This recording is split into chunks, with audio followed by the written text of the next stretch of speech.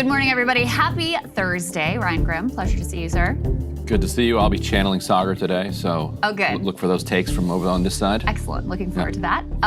We've got a lot to do. This was one of those shows we had it all planned out. 3 p.m. We did our call. We thought we were set, and then things kept transpiring. Yeah, new news. Trump's agenda. We need a night show, I guess. I guess so, or something. Trump's agenda has been significantly curtailed just in the past day by a series of court decisions in particular. We have a court saying, hey, you cannot just across the board use this power to levy tariffs, so the tariff agenda. We have Elon officially out, making his announcement on Twitter saying, I've enjoyed my time as a special government employee. We have another court that said the law that has been used to detain Mahmoud Khalil and other students for speech with no allegations of criminality, that law itself is unconstitutional. We had another significant ruling with regard to Ksenia Petrova, this Harvard medical researcher. You remember they said she had embryo samples in her carry-on when she came from like England over here to the U.S., and they just locked her up and are still holding her in detention. But so the judge said this is illegal, and ICE is like, well, we're still going to keep her. So now it's a fight. Standoff. Yeah, so we've got huge movement on economics, on DOGE, on immigration. We also have a bunch of updates for you with regard to Israel. Ryan's all over this in Drop Site, Jeremy Scahill. Witkoff is saying that they're on the precipice of a potential deal. Of course, we've heard some things before, so there's always reason for skepticism, but there are some reasons to believe maybe this time it's different. Also have some fun clips for you from Piers Morgan, Norm Finkelstein versus Benny Morris that I thought you would enjoy. We've got also updates with regard to the Iran negotiations. We've got a major developer of AI saying that it is going to be a bloodbath for white-collar workers. And I'm not talking a decade now. He's talking like a year from now. It's already happening. And we've got new criminal charges against the Tate brothers in the UK. So a bunch of things to talk through. Yes, indeed. All right, let's get to... Indeed we do. Indeed That's the line, right? There we go. Yeah, I like that. We have an amazing show for you today. Indeed we do. Okay, let's get to the tariffs and the latest. So before the whole tariff regime was struck down, there was an interesting dynamic playing out with Trump, where some reporters published, was it Axios that published this, that traders were talking about the quote-unquote taco trade, which I know you and Emily referred to, which stands for Trump always chickens out. So some foolish reporter made the mistake of asking him about this. Doing, man. Tempting fate. You're not supposed to tell him that's what we're saying about him. In the Oval Office, let's go ahead and take a listen to how Trump responded to that. Mr. President, Wall Street analysts have coined a new term called the taco trade. They're saying Trump always chickens out on your tariff threats, and that's why markets are higher this week. What's your response to that? I kick out? Chicken out.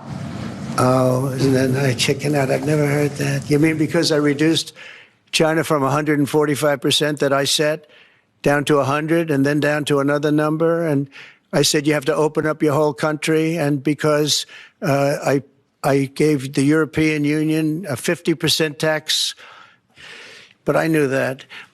But don't ever say what you said. That's a nasty question. Nasty question. And Ryan, just on the basis of that and people being like, oh shit, now he's going to put like 600% tariffs on China or whatever, the market started to plummet. We can put A2 up on the screen. The futures fell immediately after this, just sort of like psychologizing this president, and then he wouldn't want to look weak and like a chicken, and he'd have to do something outrageous to prove all the haters and doubters wrong.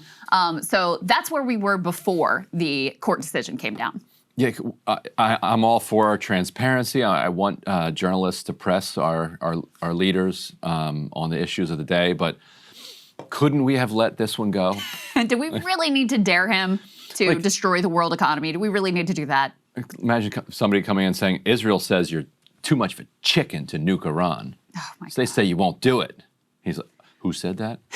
Like Marty McFly over here, World War III. So that you just can't handle being called a chicken. So basically the courts had to step in. Yeah, right. Hours later, we get this decision of like, hold the phone. The whole world was so panicked. They're like, what can we do about this? And so we can put up A3, the International Court of Trade, which I hadn't even been following this case. But a company sued saying, look, the authority under which Trump is laying down all of these tariffs is way outside what Congress has delegated to the president. And I feel guilty here for not kind of going back and reading some of these tariff laws. Although oftentimes I go back and read laws and I'm like, what they're doing now does not comply with this law. And it's like, okay, so what? Right. Thanks, Spencer. Like, who cares? Right. Like, it's about power. Right. So you can identify this and it still doesn't matter.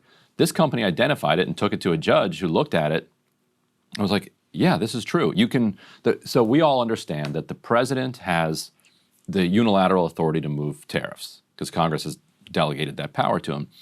But Congress did it in a very specific way for a national emergency, for when particular industries are, need help, and you can't have Congress coming in and, moving tariffs by 5% on, the aluminum industry every time on every country.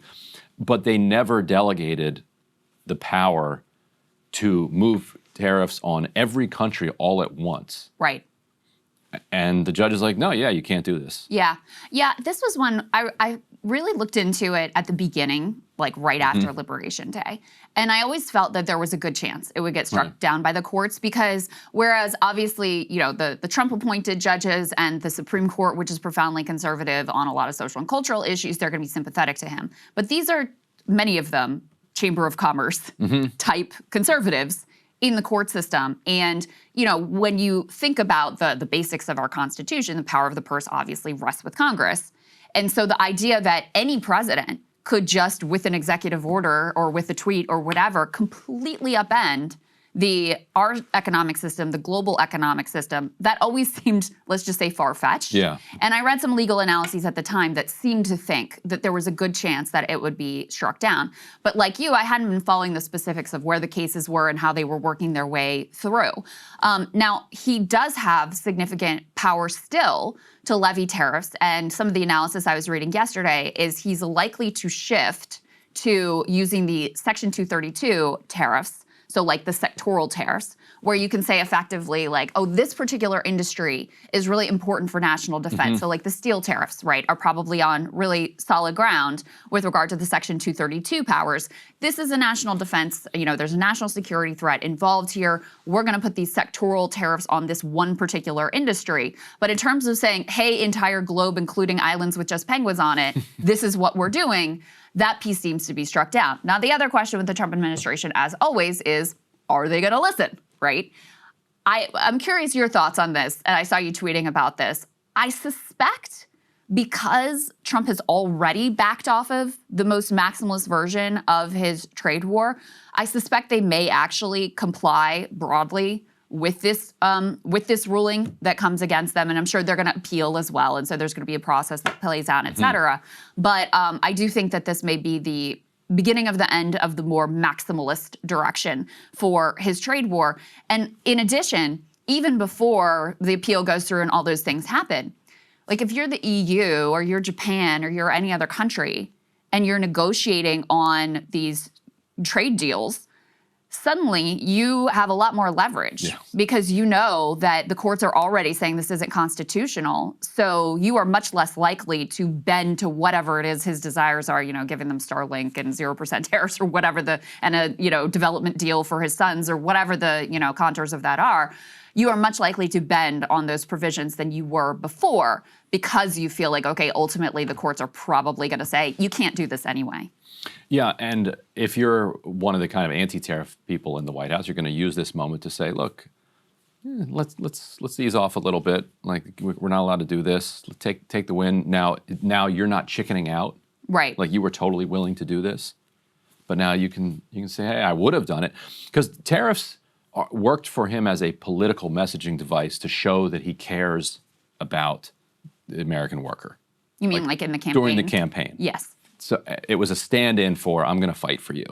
They don't work so well when he lays them out so incompetently and insanely. And then the American workers are going to suffer. There's all layoffs already because of them.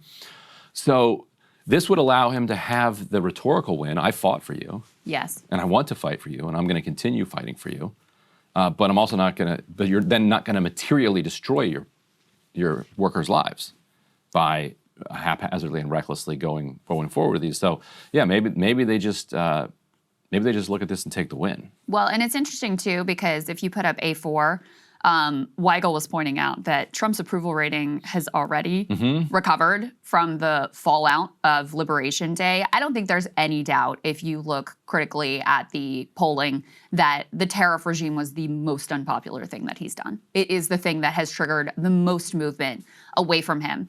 And but as he has sort of walked back from the original Liberation Day, the insane chart, and rolled back, a significant chunk of the China tariffs. And I never want to overstate this because 30% on China was still like a really significant tariff and a really major reordering. Level. 10% tariffs across the board is still really major reordering.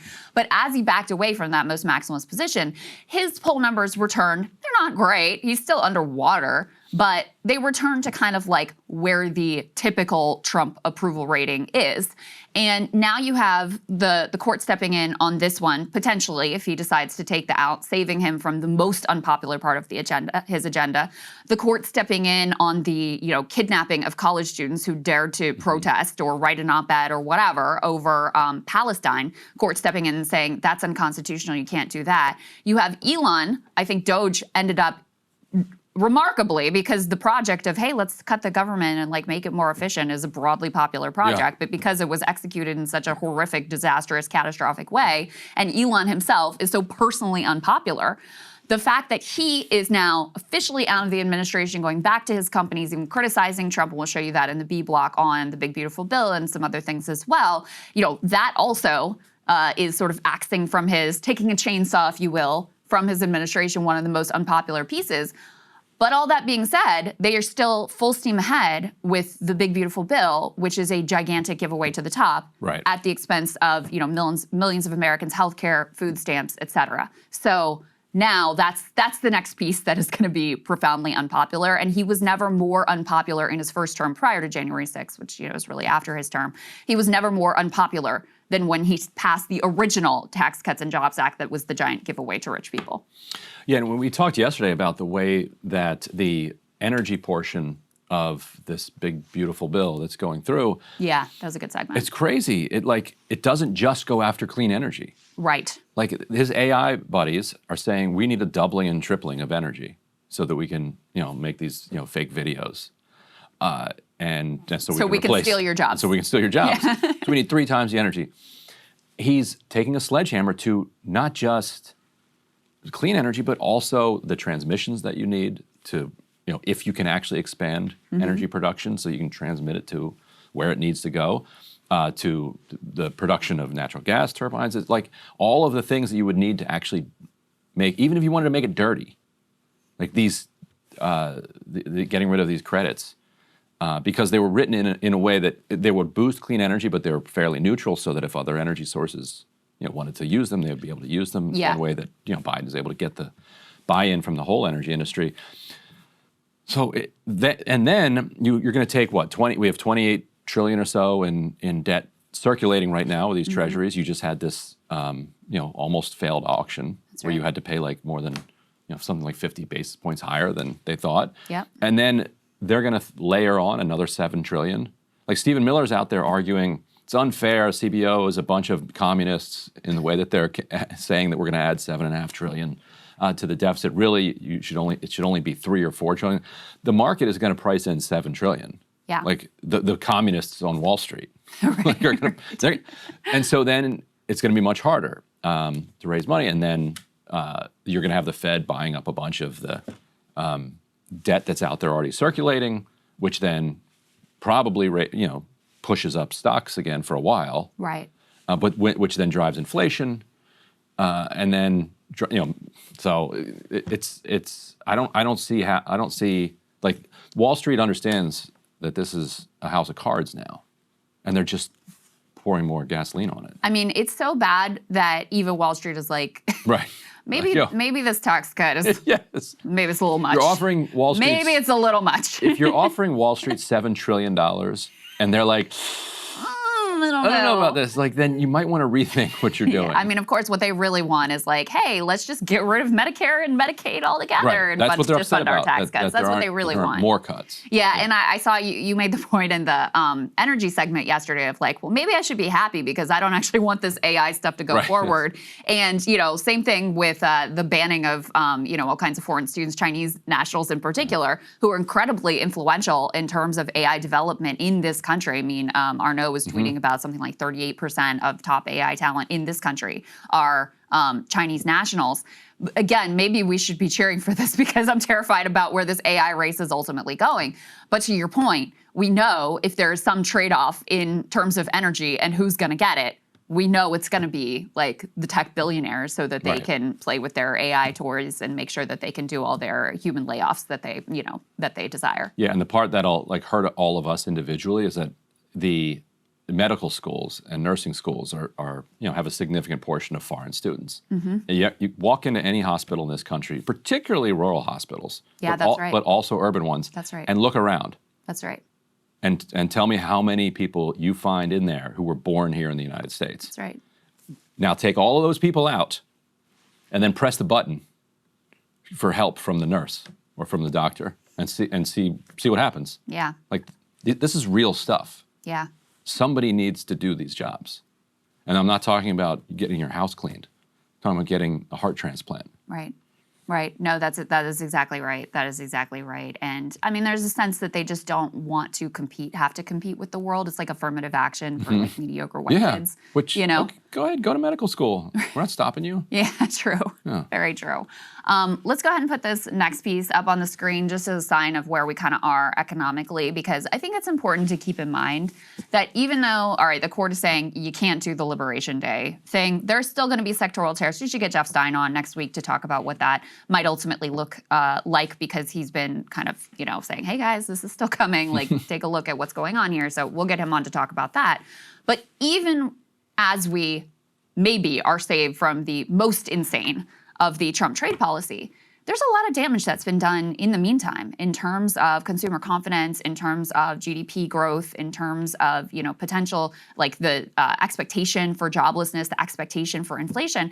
And you are starting to see some metrics like this pile up where serious delinquencies are significantly rising in America in every category. Mortgage delinquencies, HELOCs, auto loans, credit cards, student loans, other.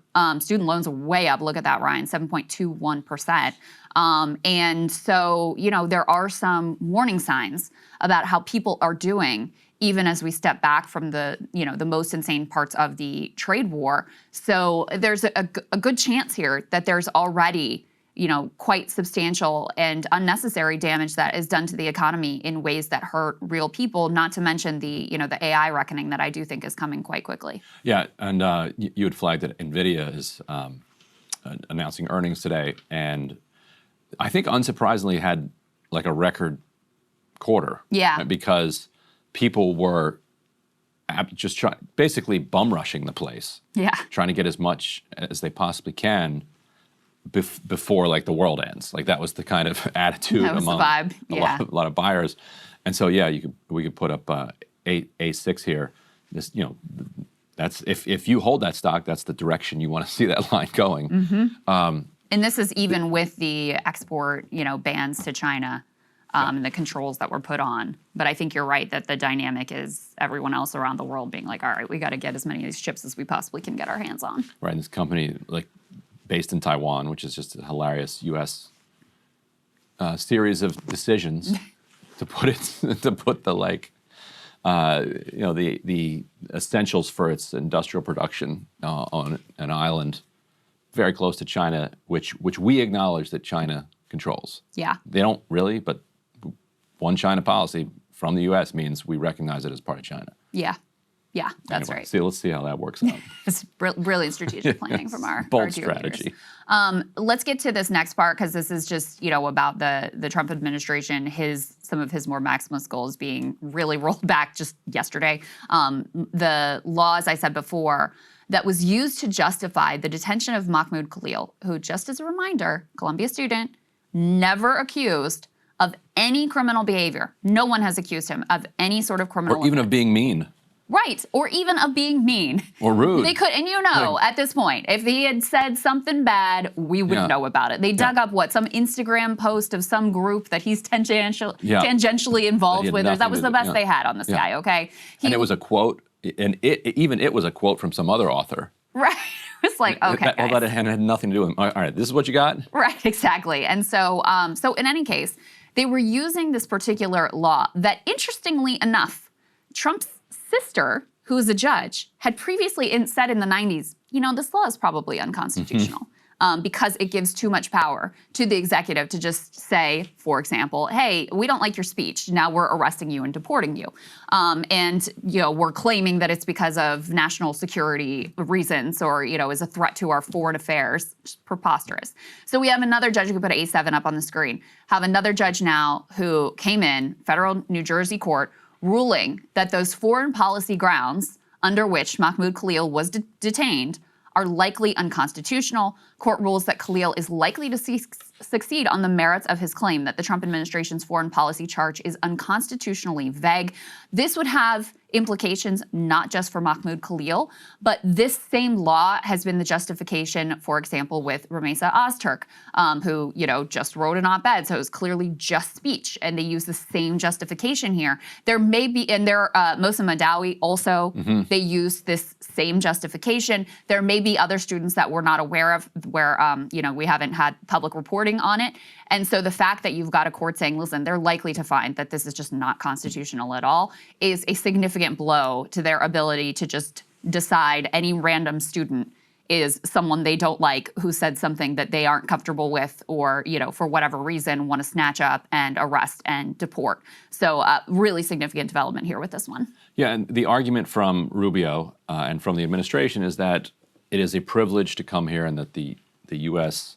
does not have to allow people to come here, and if they're going to, and if they would have known ahead of time that they were going to protest against Israel, they wouldn't have been granted the visa in the first place, and so therefore they're rescinding it. And then after they rescind it, they say you're here illegally, right? And they put you in jail, right? Which is the case of the Harvard researcher who's locked up right now.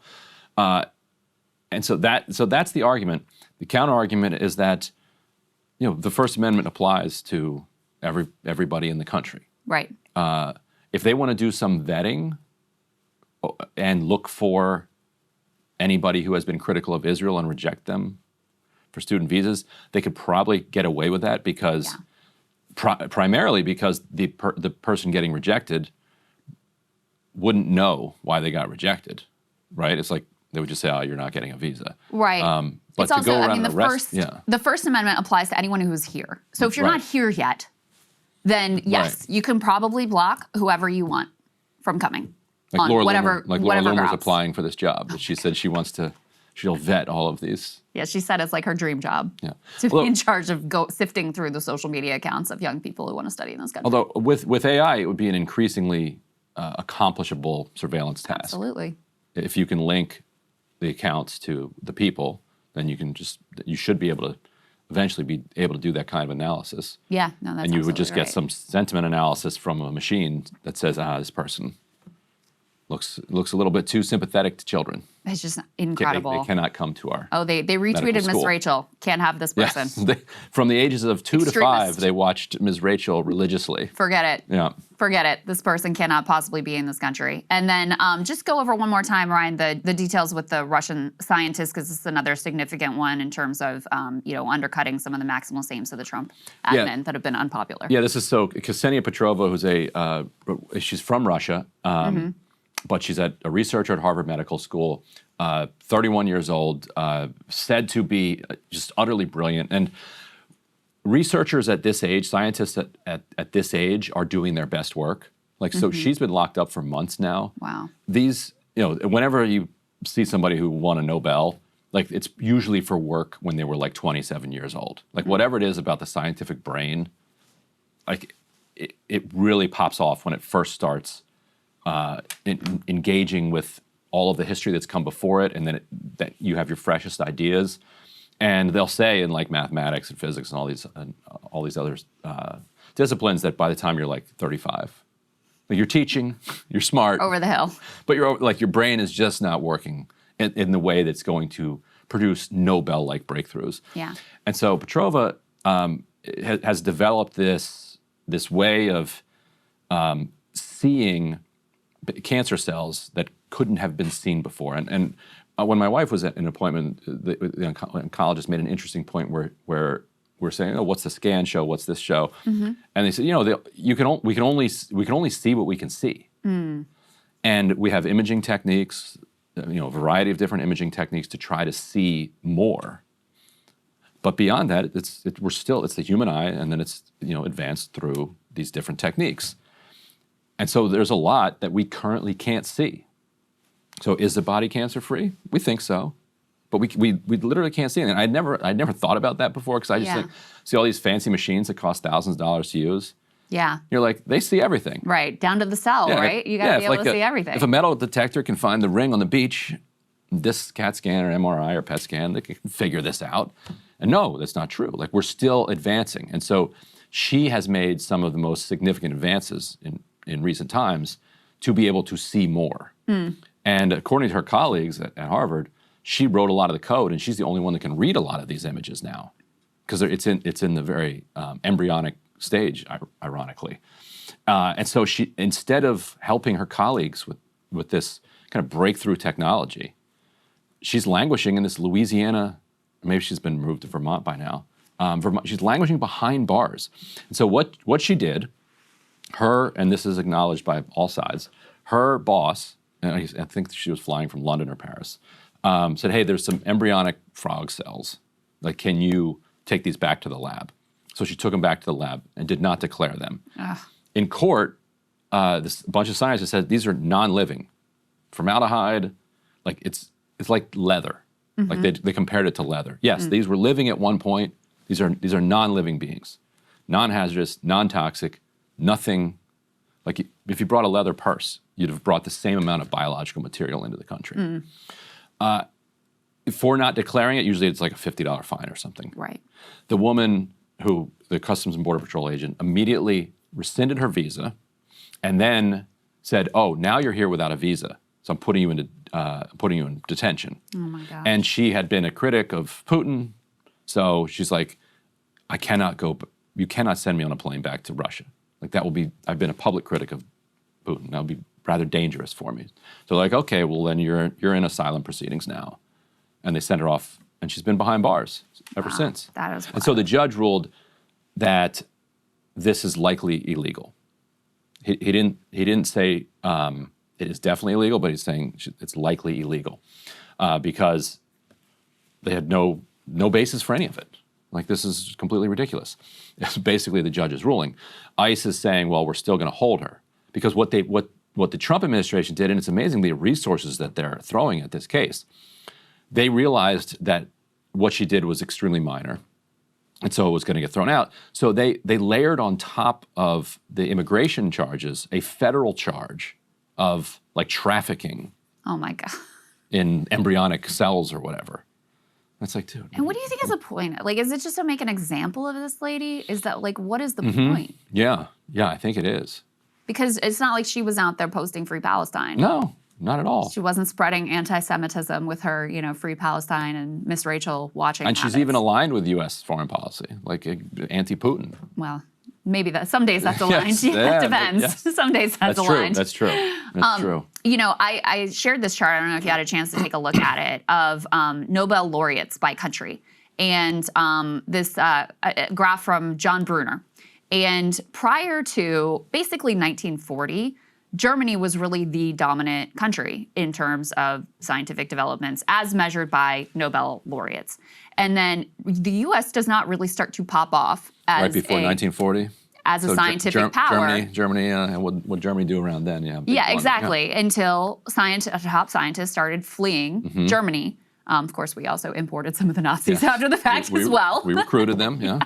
But in any case, that persecution and the fleeing of top minds from Europe and from Germany specifically was a major part of what led to our scientific dominance. That, and I think also the New Deal and the World War II investments. And there was, my dad is a physicist, and there was like a patriotic aspiration around science and scientific development that he and a whole cohort, his whole cohort was sort of like, a part of. But in any case, that's what really helps to kick off U.S. scientific dominance. And this administration, they truly are. And we've held it since then. If you look at the cuts to science across the board, the attacks on foreign students, if you are a foreign student, if you're a student around the world now, considering where you're going to apply to college in the fall, there are plenty of good choices that are outside of the United States of America, and I have to think that many of them are going to avail themselves of those choices rather than put themselves at the risk of this incredibly capricious, cruel insanity that they're watching unfold here. Why wouldn't you? Yeah, and so people just won't come here. Yeah, that's right. That's exactly right. Hey, if you like that video, hit the like button or leave a comment below. It really helps get the show to more people. And if you'd like to get the full show ad-free and in your inbox every morning, you can sign up at breakingpoints.com. That's right. Get the full show, help support the future of independent media at breakingpoints.com.